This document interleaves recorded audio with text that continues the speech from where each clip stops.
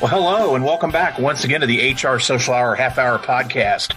This is episode 154. John and Wendy talk to Robin Schooling. I'm your host, John. And I'm Wendy. How are you tonight, John? Wendy, we've had a whirlwind of fun already with technology not working, and apparently I'm talking from a coal mine right now. Yep. It is hard to believe it is February, and we are excited to announce the return of one of our favorite sponsors. Our pals at Humoriso are back with us for the month of February. Woo! So excited to welcome Humoriso back. We loved working with them last year. I think they were February last year too. They were, as a matter of fact. So we'll give them a little extra love for Valentine's Day. Well, it is always a joy to spend time with John Baldino. For those of you who don't know, Humoriso is John's company. I was thinking about it tonight before we got started recording. We don't get to see anybody. I have not seen anybody in a while. Right. We saw John all the time. It seemed like we were at all the conferences together. We were. The last time we all traveled. In 2019, I think he was, for me running into people out at conferences, I think he was number 2, right behind you. So there you go. That was great. So yes, we're very excited to have Humoriso on board, and I'm excited about tonight's guest. I don't see her as much as we see John on the conference circuit, but we certainly have seen her a lot. And It's like you said before we got started recording, how in the world have we not had Robin on yet? Let's make the introduction and get started. Yes, so excited to welcome Robin Schooling to the show tonight. She is an HR leader, strategist, and advisor with extensive senior level experience in all areas of people operations and human resource management. She's got the battle scars and the WTF stories to prove it. As a head of HR and people strategies practice with the Peridus Group, a boutique human capital consulting firm, she focuses on designing people strategies that are forward-looking, progressive, and human-focused. Robin regularly speaks to global HR and TA audiences, writes for various publications, as well as her own popular HR blog, and serves as the co-host of the long-running podcast Drive Through HR. She's board co-chair with HR Open Source and has managed the monthly Carnival of HR, which began in 2007 since 2016.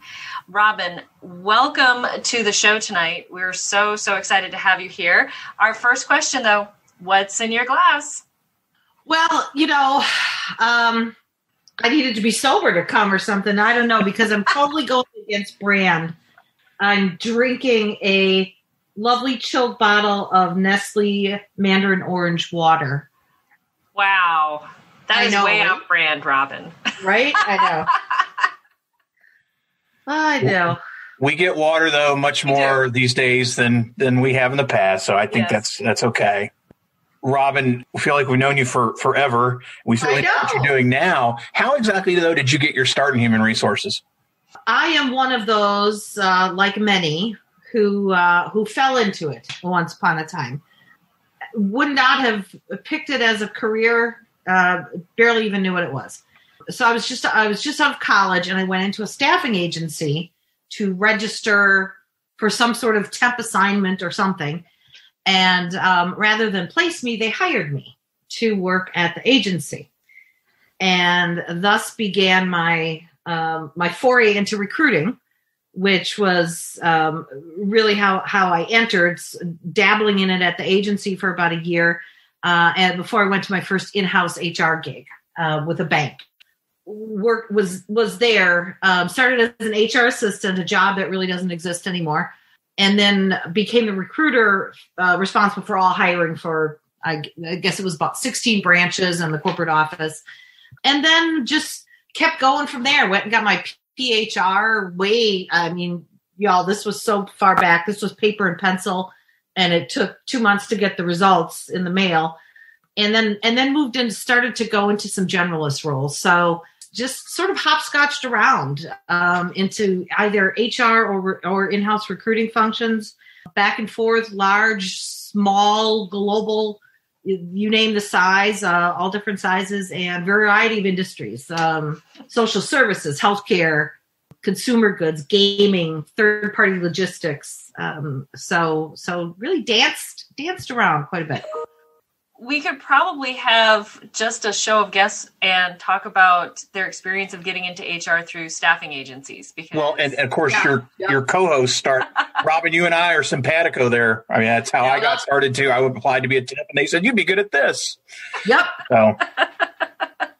And I tell everybody to, I still to this day I always tell people that want to get into HR and say, oh, I just can't land that first gig in-house somewhere. Go to an agency. Yeah. You will, the baptism by fire. That's right. We know that you have all the best stories because you did spend a lot of your time working in gaming. I think you have some of the best stories from that. What are some HR lessons you feel you learned in that kind of environment that others might not experience?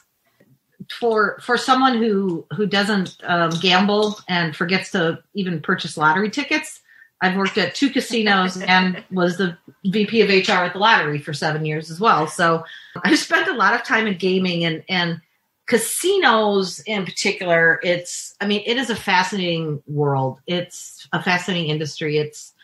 I always called it to my staff. I said, we're in your face, balls to the wall HR.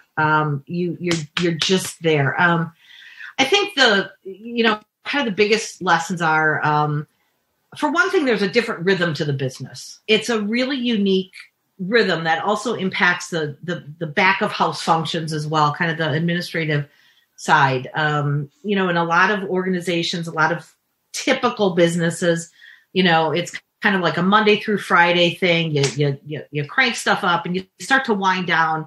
Nobody wants meetings on Friday afternoons, and you kind of sort of work towards the weekend.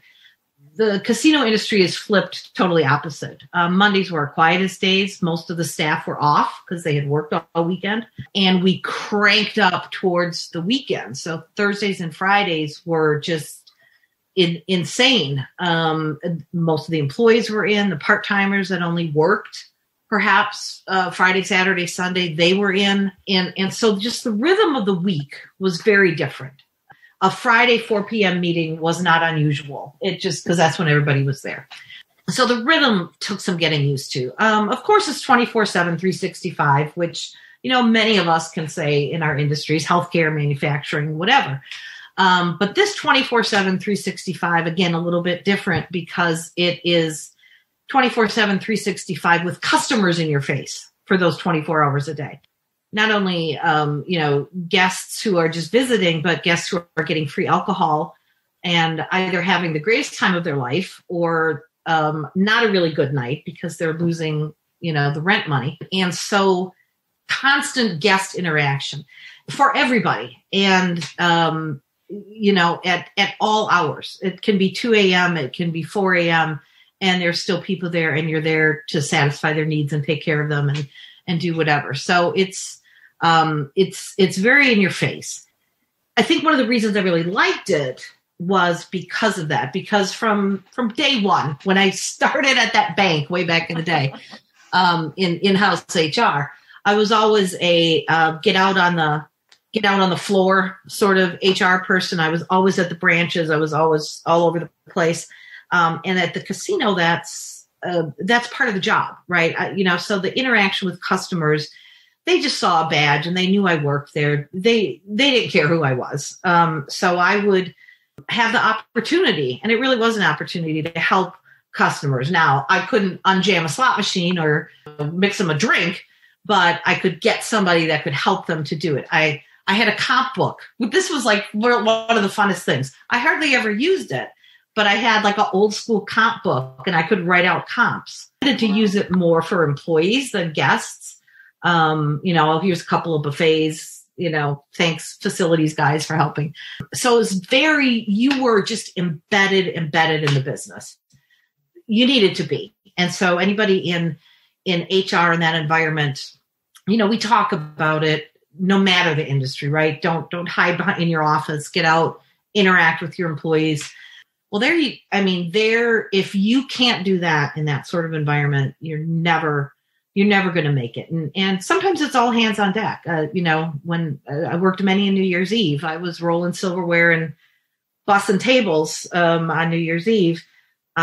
just because you had to do that. But the beauty of it is it was much more than just a superficial understanding of what the jobs entailed. You were given the opportunity to really kind of work, in short bursts, but work side by side with employees and understand what does it really like in the bar in the back when the cocktail servers are not only getting their drinks ready to, take out on a tray, but they have to make them themselves. What is that like? What's happening there in the cage when there's 20 people lined up? What's the happenings at the turnstile, and what are security officers dealing with? And, I would just hang out with employees in all departments and enjoyed it because of course that helps, certainly with any sort of recruiting activities, and truly understanding what the job entails helps when there are performance discussions or when there are any sort of investigations that are happening, because you really just had to know what everybody did. So many regulations, so many, sort of internal controls and things that everybody really had to adhere to. Knowing those and being on top of that was critical. But it also gave, and it wasn't just myself, the other members on my HR team did it as well. It really gave us credibility as partners in the organization. Employees knew that we knew what they did. Managers understood that we understood what their jobs entailed. And it helped us, advocate on the right side of issues quite often. I see a lot of my role in HR really at every organization has been, how do I remove the obstacles that are in people's way, that are infuriating them or keeping them from doing a good job? And you can't do that sitting in an office. That's diving in, that's understanding what does their day-to-day really look like, and how can I, with that understanding, go to Trixie, the food and beverage manager, or the CFO or whoever, and say, why are we doing this ridiculous, outdated process or whatever? I knew it. I could understand it. So it was just very, very, very involved, energizing and exhausting all at the same time. Yeah. Well, and I think you get, you talked about being on the floor and knowing what they are. And I think that's, one of the challenges now with, we're not able to be as connected to people. There's something about that face to face. I get it as someone who loves working at home and hiding behind my computer. I do understand that being there and being out in front of people. I miss going out and talking with hiring managers, but at least now I know when I schedule with them and I catch them on Skype or Zoom, I know I'm going to actually find them. Exactly. You know where they are. Hunt them down. Yep. Robin, as you're talking to your peers and talking to your customers now, what do you believe is going to be the biggest issue HR pros are going to face over the remainder of this year? Oh, man, can we get that long list going? Because I think it's going to be a long, long, long list. We've already seen, since the inauguration, some of the regulatory and some of the potential legislative changes that will be coming down. So I think, HR folks need to be just so aware and just so tuned in to what some of those changes could be. And just because they're being talked about doesn't mean that, everything's going to happen in 2021, but we're already seeing movement and discussions about minimum wage. There have been changes at the NLRB already, enhanced OSHA enforcement, because this administration has a whole different viewpoint of workplace safety than the previous one. Just, I think some enforcement issues are going to come back in a way that they haven't for the last 4 years, whether that be OSHA, EEOC, whatever.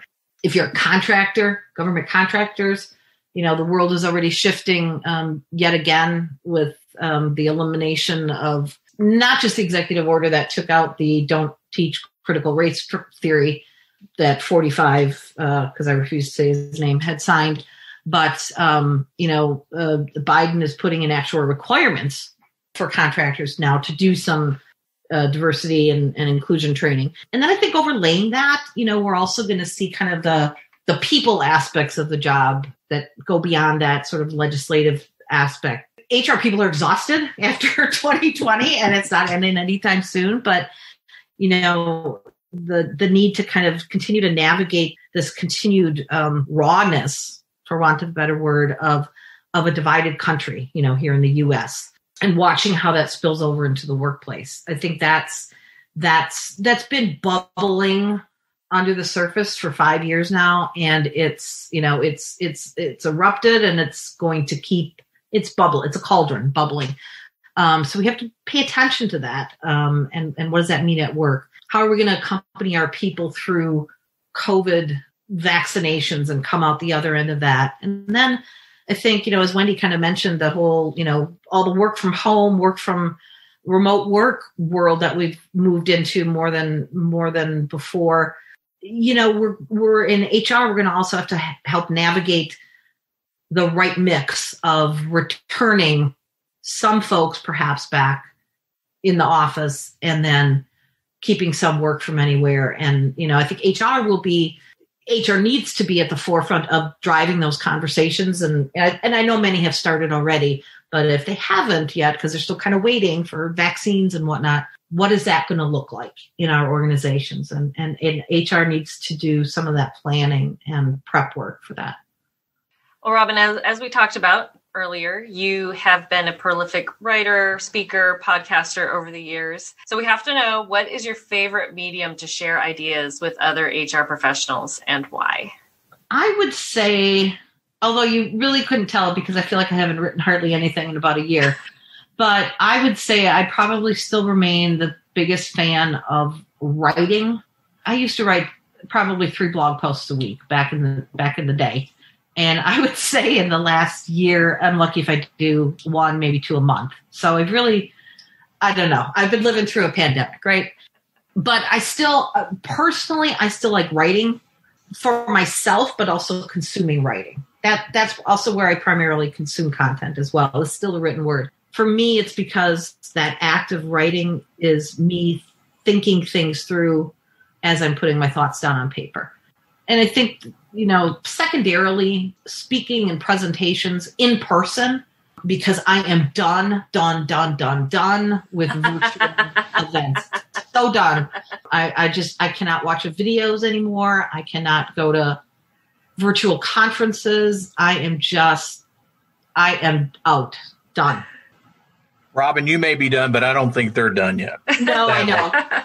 I'll probably come crawling back. Take a break. Take a break, walk away from the screen. And yeah. One of the things that we've done in the last month, Robin, is we've started having our guests ask questions of the next guest. Last week's guest, Katie Lopez, asks, what's the best piece of advice you ever got from a previous mentor? And it's interesting because I guess I didn't really, I thought about that question, and I guess I never really thought about this person as a mentor while they were mentoring me.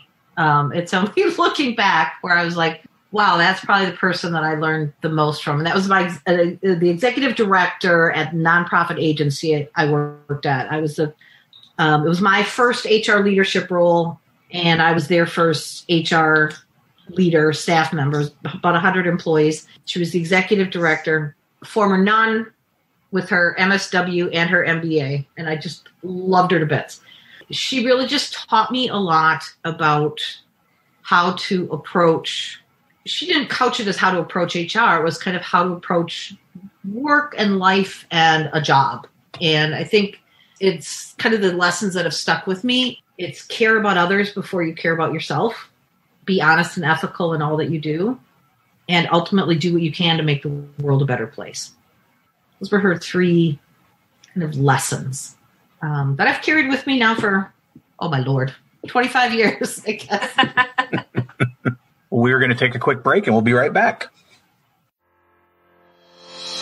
Humoriso, an award-winning HR outsourcing consultancy, invites businesses of all sizes to its successful strategies to manage talent, recruit for skills gaps based on employee inventories, assess markets for growth, develop long-range succession plans, and influence a culture of enthusiastic buy-in.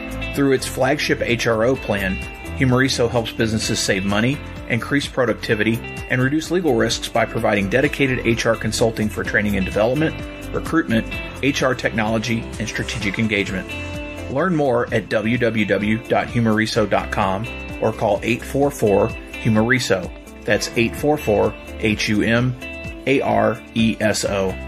Thanks again to Humoriso for sponsoring the HR Social Hour Half Hour podcast. Now, back to the show. And we are back. Robin, it is now time for everyone's favorite part of our show, the half-hour question connection. What career did you dream of having when you were a child? From about 3rd grade through 9th grade, I wanted to be a lawyer, a trial lawyer, like a Perry Mason. I can see you doing that. I can see you doing that. Robin, who's one person you've gained in your network in the last year that you think more people should know? God, I miss meeting new people face to face over the last year. But one person that an HR person that I think everyone should know is Christina Wang, W-A-N-G, and you can find her on Twitter or LinkedIn. She's an HR professional in New York. She has an engaging story and experiences, and she's just a really a forward thinker. Sadly, I've only met her virtually, but top-notch recommendation. How do you maintain balance? I nap. I am the world's biggest napper. I take a 20-minute or so cat nap every single day, and longer naps on the weekends when I can lay on the couch. Robin, how do you enjoy giving back to the HR community? I would say that there are really 2 principles that guide me, and I think the first is what I've always tried to do is to connect people to ideas and information, as well as connect people to people. And so when I venture out to do anything, it's, whether that be through my roles, if you will, with HR open source or the Carnival HR, drive-through HR, or any really kind of anything else I've done, is to connect people to information, and kind of the guiding principle of that being, just because you work for a 50 employee company in Houma, Louisiana, doesn't mean you can't elevate HR and think and act strategically and future focused. And you do that by learning and being connected to information. So that's kind of the first principle. And I think the other way where I give back to HR, which may seem somewhat, counterintuitive, I guess, I've long believed in pulling no punches when the collective we of HR do asinine things. HR is often it is. And I think part of my service, if you will, to HR has been, calling that out, because sometimes we need to call that out on ourselves, and then take a good hard look at our foolishness or what we're doing or what we're allowing to happen, and finding ways then collectively to make that better. Oh, what's your favorite movie? I would say Singing in the Rain. What was the first concert you attended? Journey, circa 1979 or so. What is the last show you binge watched? Oh, our pandemic binge show throughout all of 2020 has been every season of Below Deck, regular Below Deck Med, and Below Deck Sailing Yacht, because we had never seen it before. So we are now all caught up. We have watched them all, and we are on now the live shows of this season, which is starting in about a half an hour or so. Yeah, I'm caught up. Robin, I'm pleading ignorance. I don't even know what Below Deck is. Oh, it's fantastic. It's a Bravo reality show. Okay. But but they actually are working. I mean, there's the drama and who's, hooking up with who, and, let's get in a fight and all this kind of stuff. But it's luxury charter yachts. Ah. So the Below Deck are the crew. The crew members are the cast. Gotcha. Wow. I love it. Robin, what's a hobby or a thing you really like to do that may surprise people? Probably my weirdest hobby, and it's really weird to think of it as a hobby. The weirdest thing that I do for many years now, actually, is reading and following the happenings of Christian fundamentalist bloggers. These are the people that do like modest dressing and purity balls and save your daughter's virginity. And, men are the headships and daughters should stay at home until they're married and their dad gives them away. It's that whole world. There's tons of them. I know way more about these families than I should. And I know way more about the Institute and Basic Life Principles and the now defunct Vision Forum and the Quiverful movement than anybody who's not in it should probably know. Oh, I could tell you stories about my family, Robin. You would love it. And I would love them. That's for another show. That's a different show. That's a different show, not tonight. I don't have enough beer in my hand to tell those stories.